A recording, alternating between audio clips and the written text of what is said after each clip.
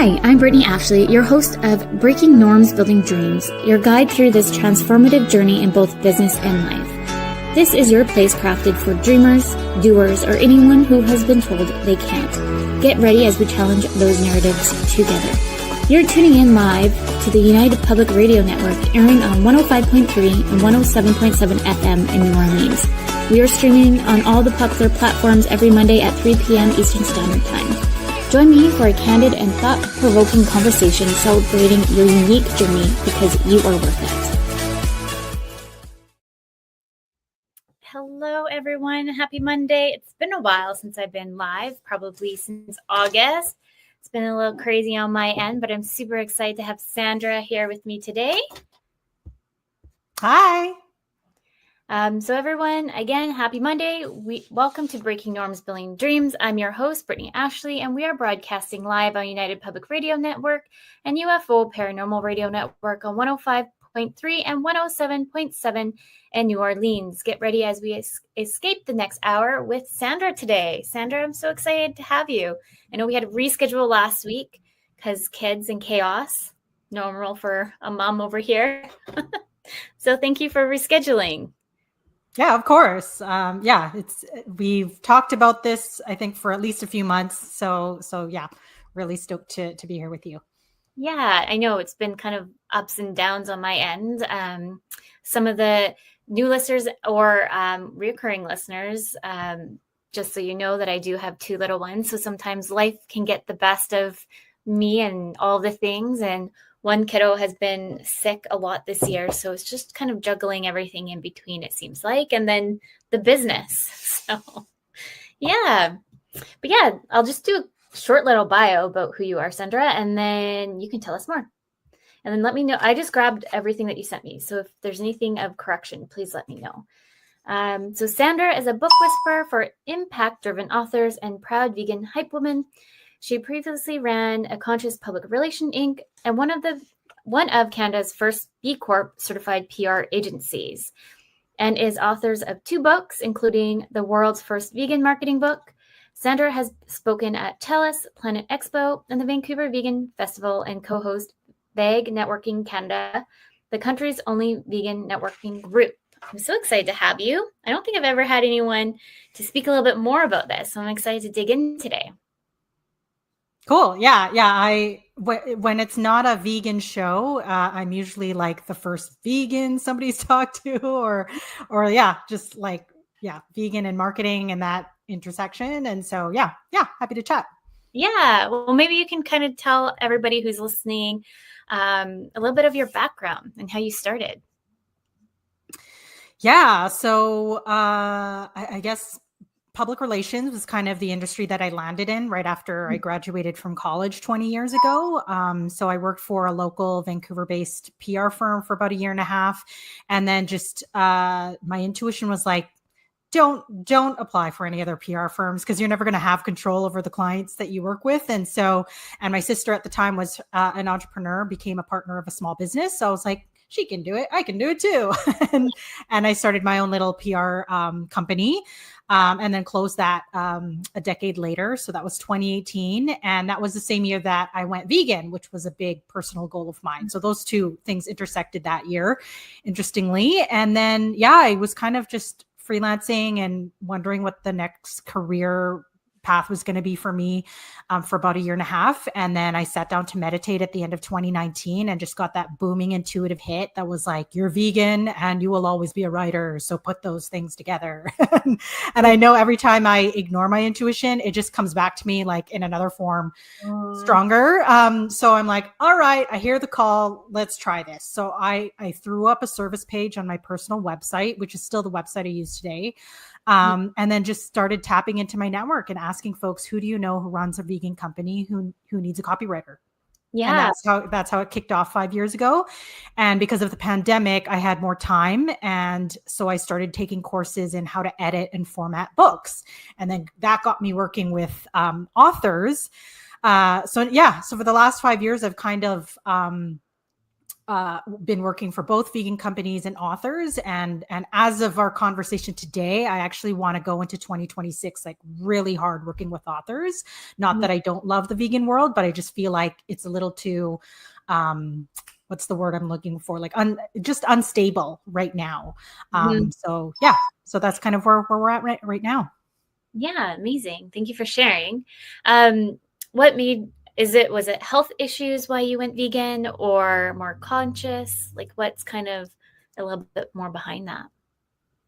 Yeah, I was also always sort of a values driven person, I think. But when I was younger, I just really didn't know, except for the obvious, like I try to recycle kind of thing. Like I didn't really know how to put that into practice until I saw the documentary Earthlings in 2000 or just before 2008. And that impacted me really powerfully. Like it was the first time that I saw how animals honestly get from, farm to our plate.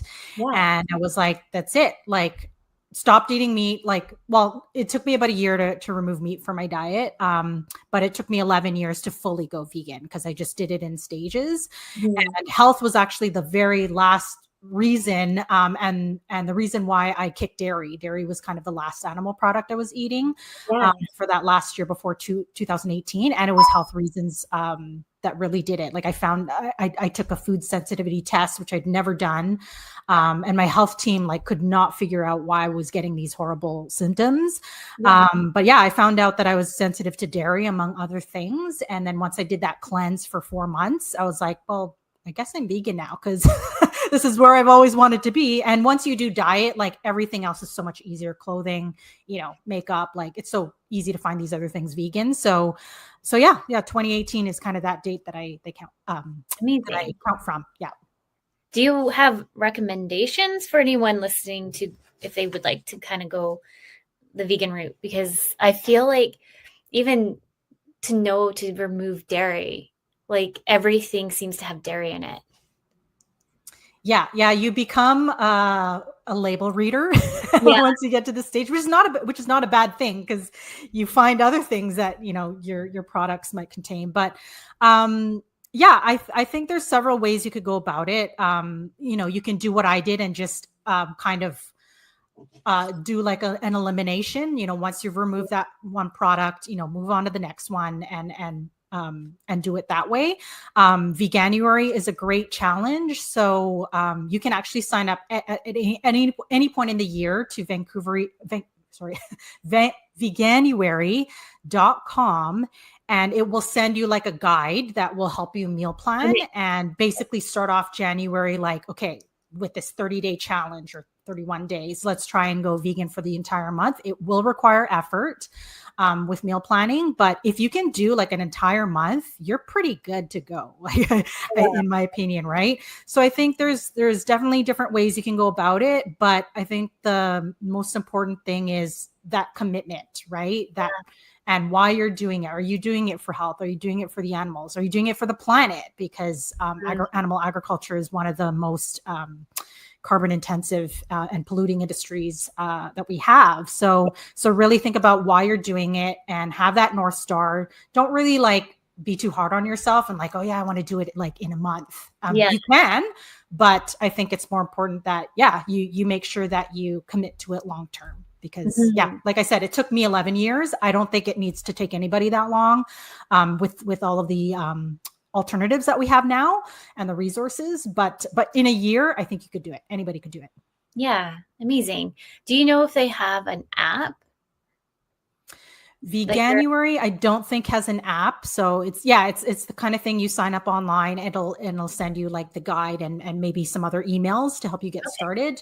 In terms of apps, A Billion is a pretty popular one where a lot of people just share like their favorite vegan products and that sort of stuff. And you can do the same thing.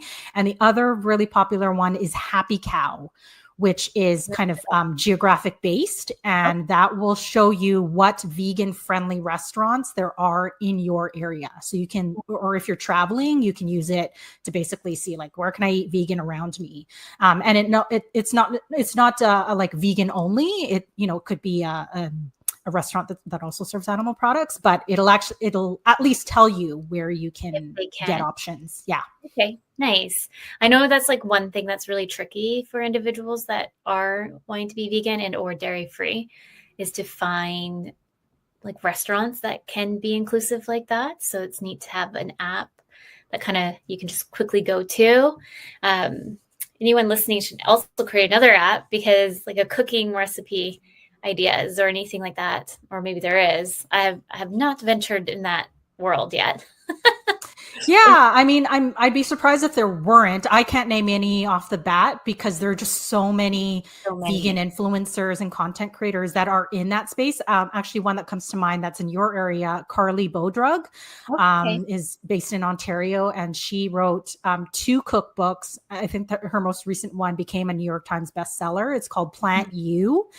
And what's great about her content and her cookbooks is it focuses on like budget friendly cooking. So you can actually use, like, she'll show you how to use scraps. So like, for example, garlic and onion scraps to like create garlic and onion powder, like crazy stuff like that, which is awesome. So if you're also like looking to save money, Carly Bodrug is like, a really awesome resource.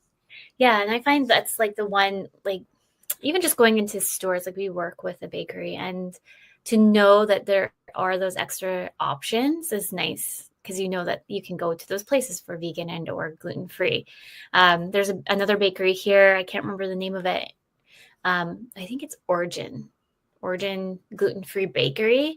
And if you go to it, it's just like they really are mindful of the products that they produce for individuals. And I think it was like one of the, because it like gluten-free here, because I'm on the West Coast.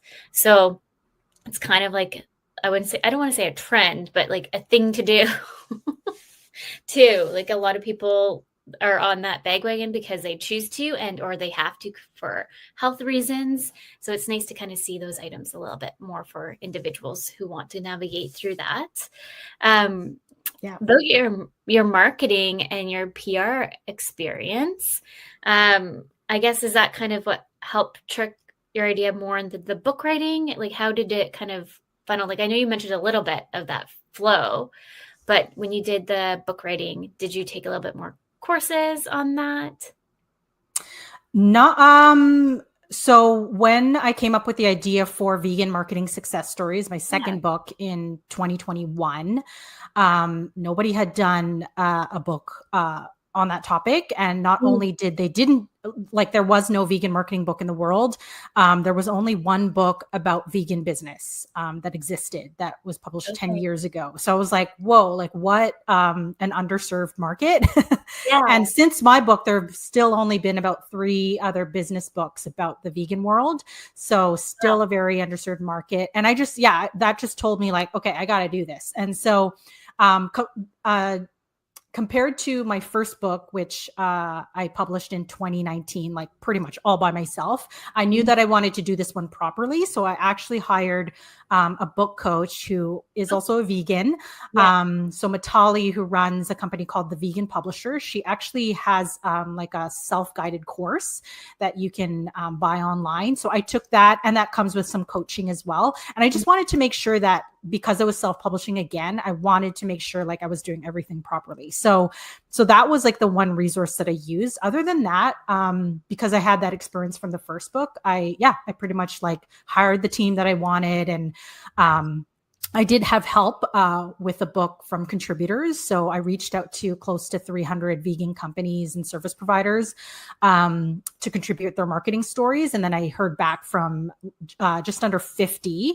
And then I also wanted to use like all these examples that I saw online. So like there's roughly like close to 100 companies that I mentioned in the book. And that also really helped to fill in that content. So that's really how the book unfolded. And of course I was hoping that I, would get clients out of it. So that was, amazing. Can you maybe elaborate a little bit more about what's the difference between the 2 books? Because you have the main one that you started, and then I have the name of the other. So I have the, let me see if I can even share it on the screen here too. Yeah. So my first book is called The Only Public Relations Guide You'll Ever Need, world's longest title. and it's a workbook that I created when I was still running Conscious PR. yeah, just to basically tell people how they can come up with their own public relations strategy. So I had written the book before I closed the agency. And then Mhm. after I closed it, I was kind of like, I have this manuscript. Like, do I still want to put this book out there? Because I'm not really looking for clients anymore. But I decided to do it anyway, just to get that experience of self-publishing on Amazon, which, yeah, I'm really thankful I did, because again, it gave me that experience of self-publishing that really helped me with my second book. Yes. I'm waiting for it to think about sharing, or else, for if you're wondering what I'm doing, I was trying to share my screen, but it's not letting me. Tech issues. Okay, we tried. Well, I'll just put the link to your where they can find the book within the banner here. But no, that's amazing. And maybe we should just back up just a little bit to educate any further listeners who don't even understand what public relations is. Because I am a marketer, so I know what it is, and I always fail to educate. So I'm trying to make sure anyone listening for the first time, we educate too on what is PR and how maybe a small business or businesses can utilize them. I think is beneficial too. Yeah. So the mainstream perception of what PR is, oh, you write a news release and you send it out to the media. Yeah. That is one aspect of public relations. And you could call that media relations, media outreach, publicity. That is one way that you can get attention for yourself or your company. You write a news release, you send it out to the media who you think will cover your story or you or your business. And then you see a story come out. Great. And now you have more eyeballs or listeners on you or your company. But I would say, like, the actual practice of public relations, or what the term means, is the perception that the public has of you or your company. So that can be positive PR, that can be negative PR. So think of things like government, politics, like that can vary, very easily, even within like a couple of days, can swing back and forth between positive and negative. But for most folks, you want to earn that positive PR and not gain negative PR. So long as you're not doing anything criminal, you probably are going to be okay. But yeah, how do you gain positive PR? Well, you can post on social and gain followers and engage with them.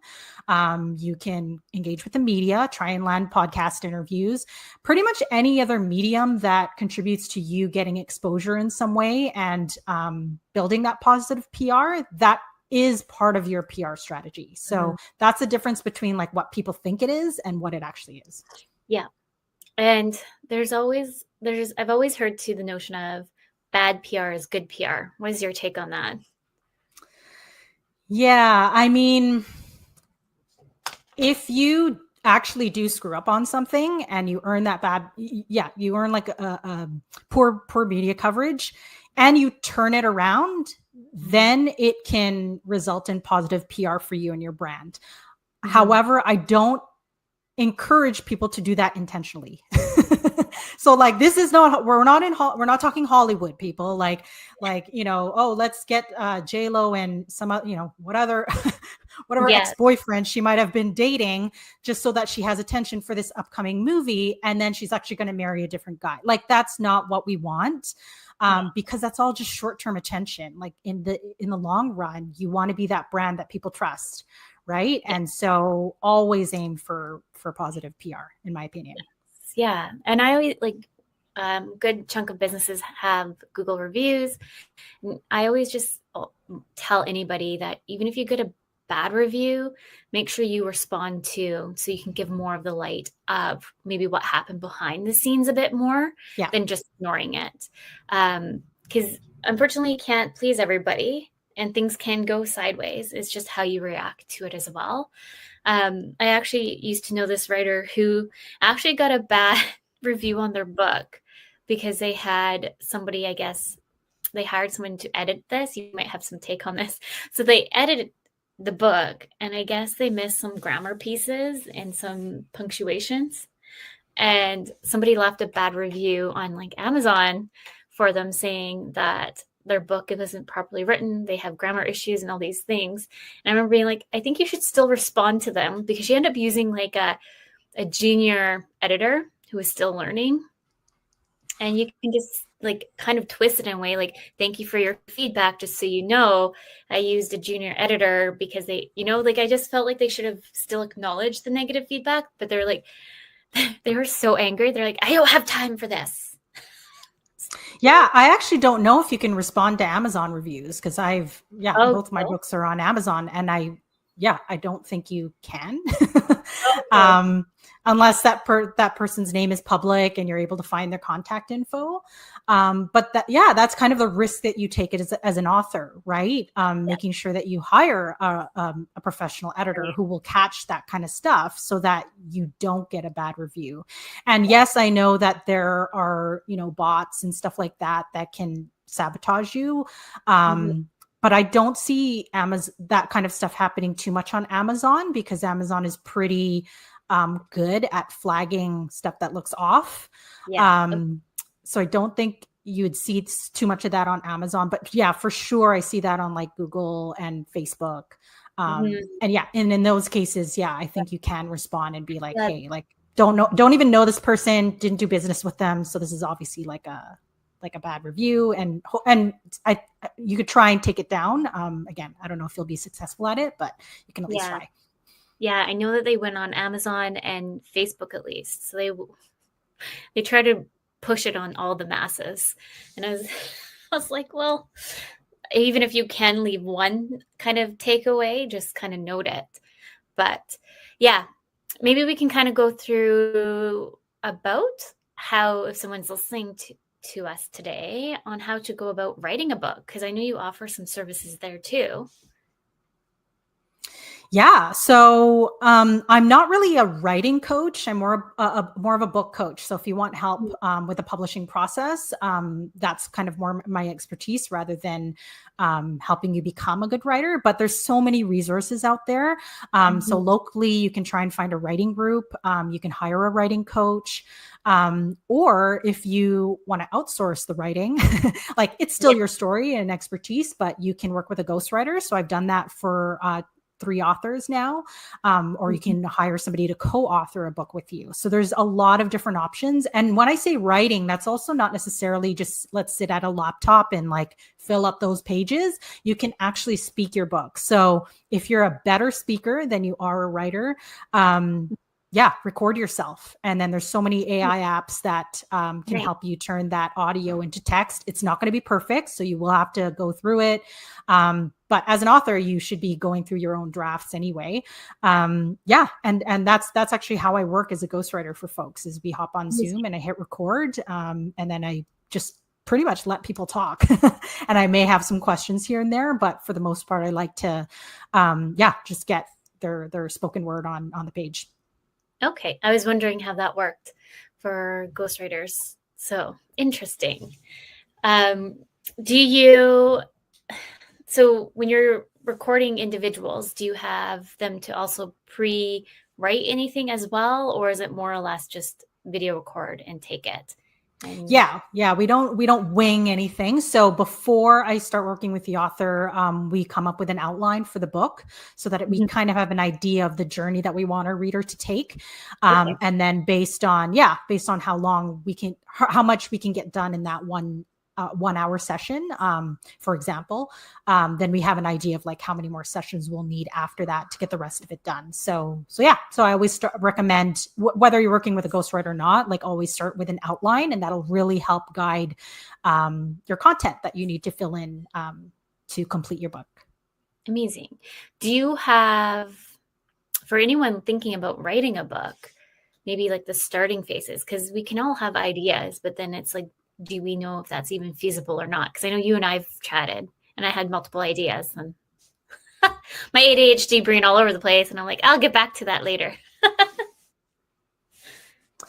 I mean, I think if that's something you want to do to publish a book, you definitely can. Because as I said, self-publishing has made the process so much easier and more accessible for any author to get published.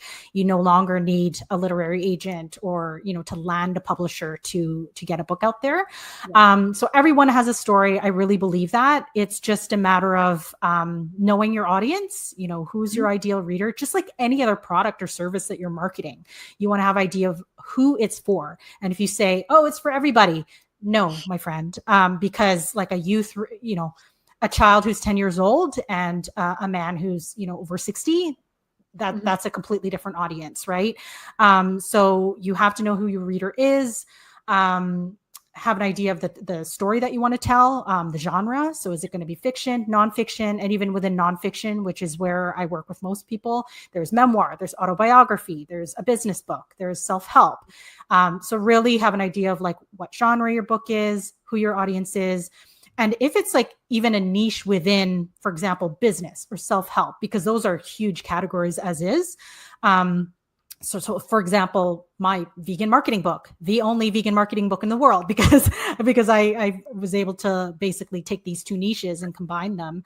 That can help you further because no other book exists like it. So that'll also help with your marketing later. Yeah. And it's hard to, like, I would say reaching out to you, for example, like, because you and I have been back and forth on what kind of book ideas I had. And then it's like going back to the drawing board. So it's always nice to kind of have like a brain dump and then sometimes going backwards too. Yeah. I'm going through this process right now where I thought I was writing a memoir about my family, but then as I'm doing research and reading other people's books, I was like, I'm thinking, oh, I want to bring in this element and that element. And now I think in the end, it's going to end up being more of a nonfiction or a teaching memoir. So even like I'm going through this process right now, like you can have one idea and then as soon as you start going down the road, you're like, oh no, I want it to be something else. So yeah, that can happen. That's all part of the creative process. Mm-hmm. Do you do then, you said nonfiction, but does it matter how thick of a book that you support with, and or if anyone's thinking of like children's books, for example, or like 16 pages, yeah, give or take, and then the little bit more of the meat ones? Do you recommend for someone who's just starting out and they just feel like, oh my goodness, a book writing is going to take so much time and effort to even get on the table? Yeah. So for your standard book, like novel or nonfiction book, you need at least 30,000 words, which is going to be roughly 80 pages. Again, it depends on like the font you're using, how big it is and all of that. But yeah, anything less than that, like your book is just going to be too thin and look like it's kind of like a brochure or like, yeah, people aren't going to be quite sure what it is. So that 30,000 word is, it makes sure that you just have enough pages to make it look like a proper book. I don't recommend people go over 75,000 or 100,000 words because then you're on the thicker side. And usually we only see those really thick books from like the books that you see at drugstores, like a Jackie Collins romance or Stephen King, and if you're not yet at that level, then don't write, that many pages. And in terms of like how to tackle that much, so let's say 30,000 words, see if you can write 1,000 words a day. So that's just about 2.5 pages of a Google Doc. It's not that much. So if you commit, yeah. When I say 30,000, everyone's like, whoa, but like when you actually put it on a page and I ask you like, can you write 2.5 pages every day for 30 days? And like, it's actually pretty accessible. Like you might be able to get at least the bare foundation of your book done in about a month. Mm-hmm. Well, I don't know about anyone else, but my first thought is like, oh, that sounds like a lot. But no, it makes sense to kind of break it down in manageable pieces, just kind of like when you're wanting to go back into the gym for the first time, you shouldn't just push yourself for a full week and then it's just going to go backwards. So making sure that you're doing those little steps to get there would be smart. Yeah. I mean, if you, let's say there's writing retreats for this, right? Where you can go off on vacation and then, you have like this dedicated writing time to go and write, absolutely, you can maybe get it done on your vacation. But yeah, if you're busy like most of us, I think writing a little bit a day is a good approach. Yeah. We're already halfway in. So anyone who's just listening for the first time and or coming and listening, welcome to Breaking Norms, Building Dreams. We're live on the United Public Radio Network and UFO Paranormal Radio Network on 105.3 and 107.7 in New Orleans. I was going to ask Sandra, because I know we talked about kind of like the process a bit there, but we have Amazon, so you can self-publish yourself. Maybe we can take a little bit in the pieces there. So anyone listening, because I find like right now, you can say otherwise, but a lot of people are just taking that process to self-publish through Amazon. I feel like every other post I'm seeing, so many more people are doing it that way than going to an actual publisher. Yeah. So if we break down the process, so there's a couple stages. So there's the writing of the book. Then it goes through editing. Then you're designing the interior and the cover of the book. Yes. And then you distribute it somehow, and then you market the book. Those are essentially like the 5 steps of publishing a book. So back in the day when we didn't have self-publishing, you'd need a publisher to basically sign you and say, I'm going to do all these services for you. And you may or may not get like an advance as a writer. But essentially we're investing in you as the author and the idea for your book. And so it could take, if you land a publishing deal, up to 2 years for your book to actually come out, because there's the writing of the book, and then you're going to be working with editors, and then they have to design the book, and then they have to come up with the marketing strategy. So all that takes time, right? Yes. When you're self-publishing, you don't have that timeline or somebody telling you, here's how it's going to go. You really can take control of this entire process. And I tell people, like, you can have your book done within a year if you're pretty committed to like completing your manuscript. And then from there, it's hiring an editor, cover designer, formatter, maybe some people to help you with marketing. The other option is you go with an agency or a hybrid publisher. So there are companies that will do all of this for you, but you pay them. Okay. Right. So that's another option if you don't want to search, for an editor and a formatter and all this. But it's still technically self-publishing because you still own the rights to your book, and you can you have the rights to change it and things like that when you don't have that with a traditional deal. And then when it comes to publishing, so if you're self-publishing, you have to choose which platform that you're going to use to print and distribute your books. Amazon is not only the most popular platform where people buy books, but it's a very easy to use platform. And that's why I understand why people use it. The other more popular one is Ingram Spark. Okay. So it'll distribute not only to Amazon, but all the other places where people buy books. So Kobo, Barnes and Noble, et cetera, et cetera. And Ingram also allows bookstores to order from them at a wholesale price. So that's the other bonus with Ingram Spark is if you really do want to get into physical bookstores, that's probably your best bet, because bookstores aren't going to order from Amazon. Yeah. So, and there's other platforms that we can talk about, but I would say those are probably the top 2 platforms that most self-publishing authors are using. Amazing. Yeah, I remember like before you and I met, thinking about it, and I dabbled in like Amazon. I was like, too much. And I just like got overwhelmed and just like, another day project. But no, it's not like it doesn't take like 5 minutes to load your book. There are, quite a bit of fields, like you have to have your ISBN, your book number ready to go. Yes. Think about your keywords. You have to have your description ready to go. So there's all these things that you have to fill out. So it might take you, a good hour or so to sit and actually fill all those things out. Or you can do it in sessions. But it's not like a 5-minute job. No, it's not. So anyone thinking about it, just plan a little bit more. Carve out that time to sit and do it. Yes. But I find like so many business owners really are thinking of ways of integrating their books as well into, like, maybe it's part of their process. So for anyone thinking about it, definitely reach out to Sandra, because I've reached out to Sandra myself, and I haven't gone anywhere with it. I've been super busy other than chatting with you, but definitely reach out to you and just kind of brainstorm some of those extra ideas, because you also help me kind of like, oh, those ideas have been out there, or how, yes, these are great ideas, but how can we add a little bit more to it to make it more unique? So yeah, and I never charge for the first call, so I'm always happy to just sit and chat with you and hear about your book idea, and I'll tell you right off the bat if I think it's a good idea or not, just based on what I've seen. yeah. Yeah, Do happy you to chat anytime.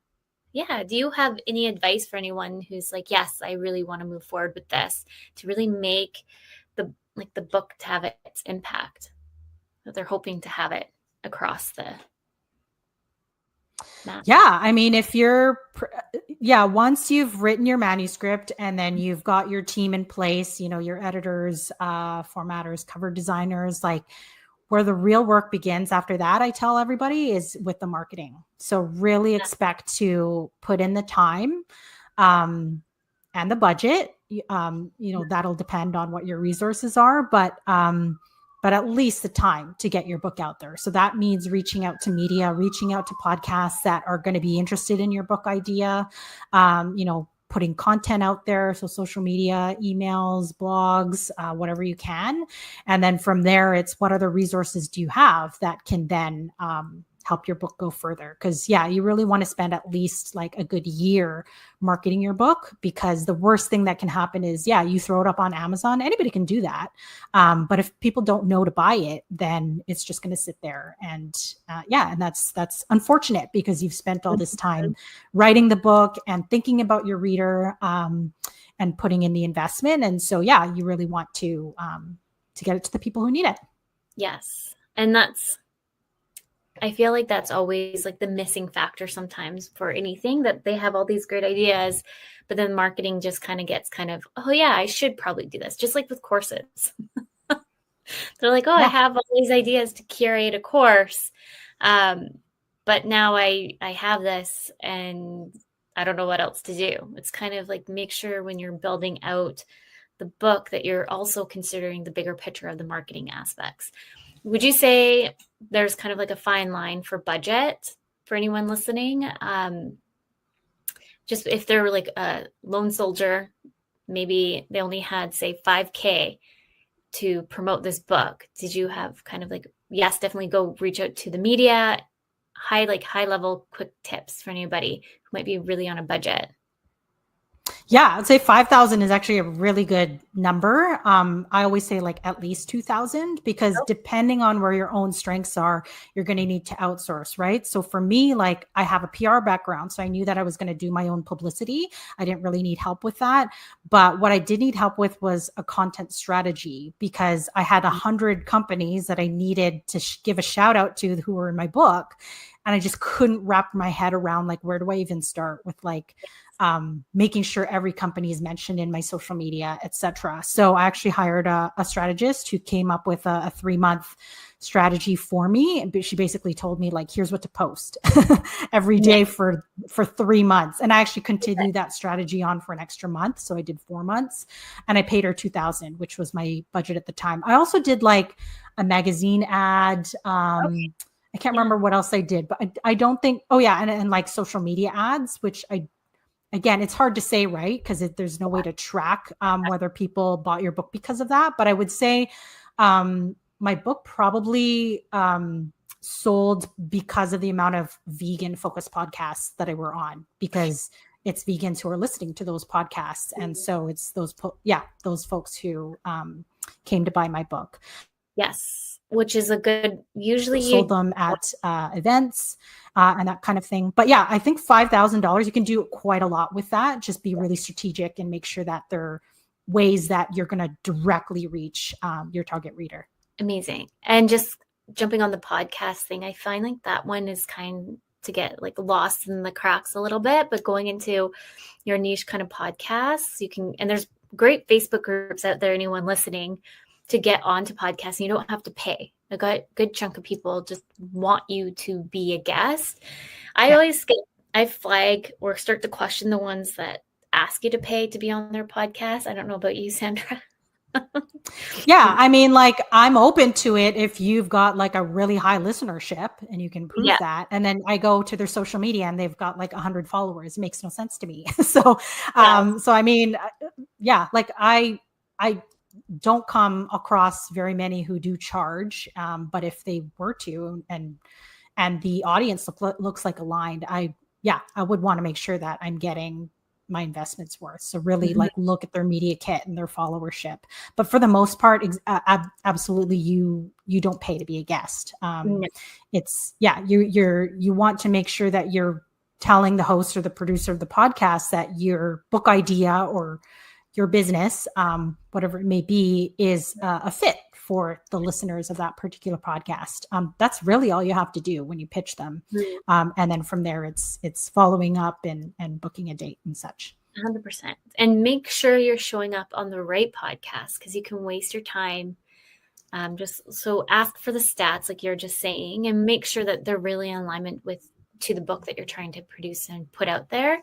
Because I know I've been on some podcasts where they're like, oh, I want you on this podcast because I really want X, Y, and Z. I'm like, oh, sounds great. And then I start going on it.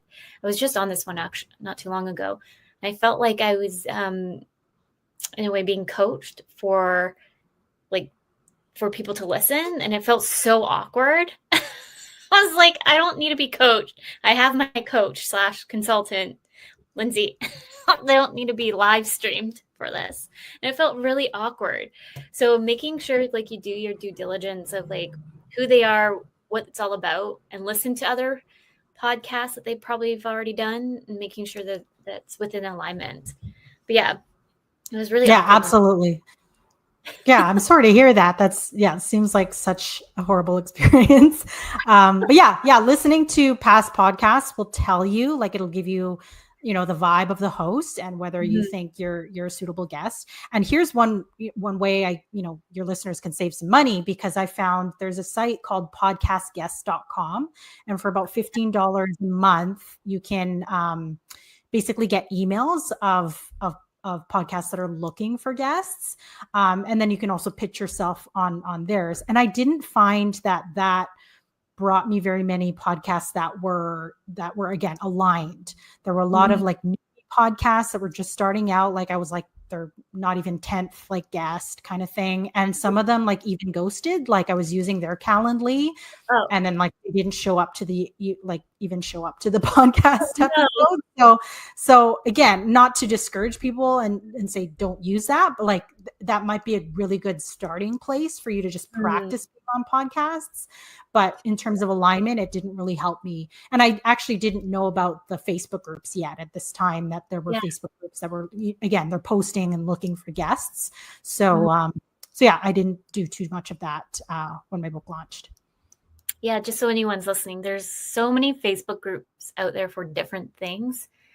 So for podcasts, there's tons of groups out there that you can just join for free. But anything that you're thinking of that you need help with, I'm just going to say like Asana, systems, or anything like that, just go on Facebook and look for it, because I always try to find Facebook groups before I have to go pay for anything else. Because there's somebody out there, or YouTube. But like really at the end of the day, if you're trying to look for like a service or trying to get into something of that scale to grow the business brand, there's probably a Facebook group for it, or probably at this rate, LinkedIn group. LinkedIn seems to be pretty popular with their groups lately. Yeah, I haven't found any LinkedIn specifically for podcast matching, but yeah, that would be a really good thing to look at.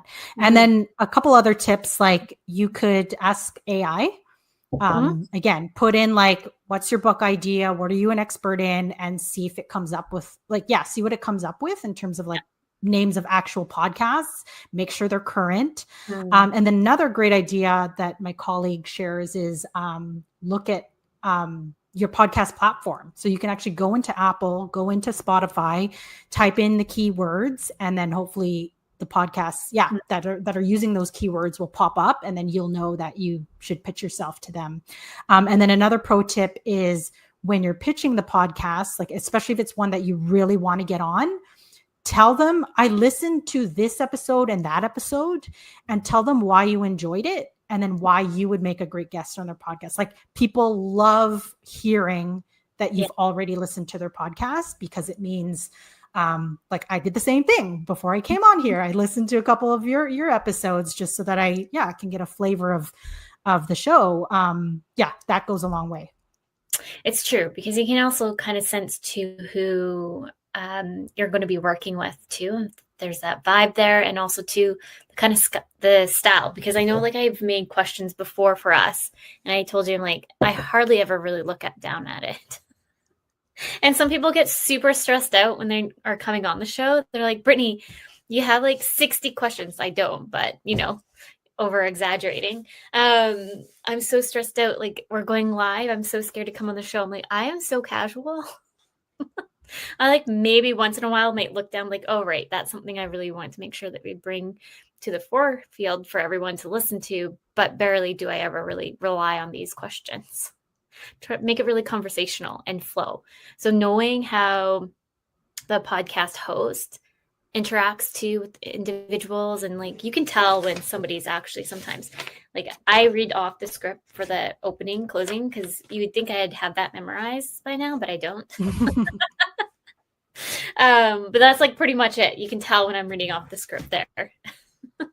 Yeah. And then because I am a publicist for other authors and I help them, actually pitch podcasts on their behalf. I always find like some hosts ask for questions. They're like, if you have a list of topics that they like to talk about or a list of questions, please send them to me. And that's great to have in your media kit on hand. So again, there are no surprises because they also need some guidance. You need some guidance. And so, so sometimes it might end up being like that, where they want you to come up with the questions that you want to be asked. And then you get to showcase what you want to. Yeah. And also I was just thinking, what else anyone who's launching a new book could be speaking opportunities as well. Because podcast, yes, is great and it's simple and you're here, but sometimes going that extra mile and actually meeting the audience even further in person, I feel helps too. Absolutely. Like, this is what I found when I published my book that was completely unexpected, because I have no goals to be a professional public speaker. Is just as soon as your book launches, like events start asking you to speak there. Like, It's just a thing. And it doesn't mean you have to. You can say no, especially if like they're inviting you and they're not going to pay you.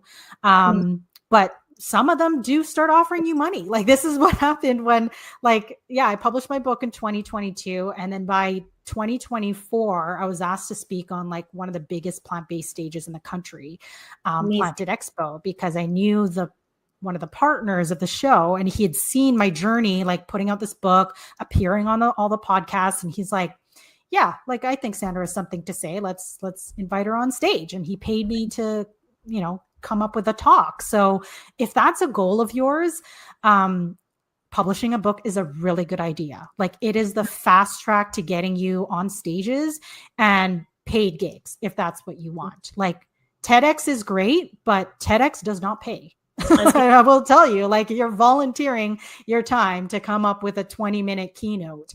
Like if you want to get paid to speak. And that's something that, me as a PR strategist, like, we can talk about, like, what media should you be on? What events should you be pitching yourself to? Because the more that you can reach that target reader, the better, your book is going to sell and your business is going to thrive, et cetera, et cetera. Yes. And I find sometimes if you're writing a book, you're like, oh my goodness, I have to public speak. It's not that we're saying you have to, it's just an opportunity or another mechanism within the marketing piece that can open up extra doors too. And just like TED Talks, you're just saying, they don't pay for you to go there. If you're making like a solid 20-minute presentation, look at places that you can actually open up and get paid for as well. Yeah. I do a lot of my speaking gigs for free, and my girlfriend's like, you need to get paid for that now. You've been everywhere. Or here's a tip, because there was an online summit that invited me, and I just asked, like, do you pay? Like, because here I am, like, I'm going to create this masterclass for you. Like, I'd like to be compensated. And they're like, yeah, like, we'll pay this fee. And then after I spoke at Planted Expo, the organizer of the Nanaimo Veg Fest saw my talk that I put up online and was like, can you give the same talk at our event? We can't pay as much, but we could still pay you. Great. Like that pretty much paid for my travel. And then a month after that, I was invited to speak at Vancouver Vegan Festival, which is a nonprofit festival. So they don't have money to pay speakers, but I asked them, can you set me up with a table so that I can sell my books? And then I sold a couple of books there. So you can always negotiate for, like, for example, a conference. If they're not going to pay you as a keynote speaker, ask for a booth, you know, because then you can sell your books, you can market your other products and services. Like you can always negotiate for other things if you're not paid. Yeah. No, I like that. Because I feel like too, sometimes we forget, or like I was just having this conversation. We just did a workshop, Trauma with Money, Women and Wealth. And sometimes we as women, we feel we have to undervalue ourselves a little bit lower, and then asking that question of what else can I get from it? But then we feel still guilty about it, and we shouldn't, because we're still we're devaluing our worth in essence of it. Yeah, absolutely. Like, even though you're giving like a 20-minute talk, you have to remember, like, it could take hours to prepare that. Like I practiced my talk like 13 times, and that actually wasn't enough. Like I should have practiced more because I kept looking back at my slides and getting lost. So like, yeah, like it just takes time to develop that. And so think about the time that you're putting in, like you should be compensated for that. And I always say, I listen to Gary Vaynerchuk's podcast, and every now and then he always talks about how the very first time he was asked to speak, they were like, what do you charge? And he had no idea like what to say. So he was like, $5,000. And they're like, sure. And then now he charges like 10 times that. But when he started out, he was like, I don't know what the going rate is. Like, let's just throw a number out there. And they did not even bat an eye at 5,000. So just so you know, ladies and everyone else who just isn't, you know, hip to the speaking game, like you can make quite a lot as a public speaker if that's a goal of yours. Yes, 100%. Yeah. Well, we're almost at time.